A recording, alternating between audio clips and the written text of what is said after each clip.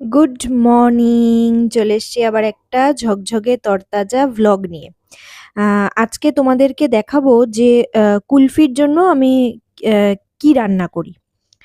এই যে ওর জন্য আমি চাল আর ডাল নিয়ে নিয়েছি। এখানে আমি আহ, আমার হাতের 1 মুঠো চাল নিয়েছি আর 2 মুঠ আমার হাতের ডাল নিয়েছি।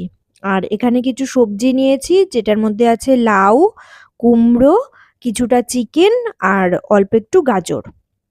আর এগুলো সব আমি এই প্রেসার কুকারে দিয়ে কুক করে নেব।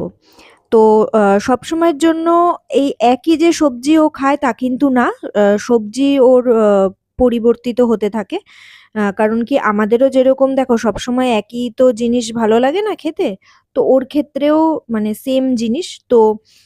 লাউ, লাউটা থাকে, লাউ আর গাজর। কিন্তু কুমড়োর জায়গায় কখনো কখনো মিষ্টি আলু, কখনো ব্রোকলি, এগুলো আমরা অ্যাড করি মাঝে মধ্যে। তো এই যে সমস্ত কিছু আমি প্রেসারে দিয়ে নিচ্ছি। দেওয়ার পর আমি এটাতে মানে শুধু সামান্য একটু হলুদ দেব। সামান্য একটু হলুদ দিয়ে তারপরে প্রেসারে বসিয়ে দেব। তো এটাই ও খায় প্রতিদিন।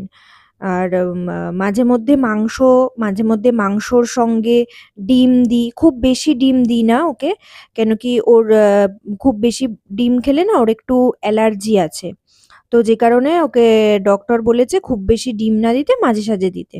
এই যে তৈরি হয়ে গেছে ওর খাবার। চলো, টাটা।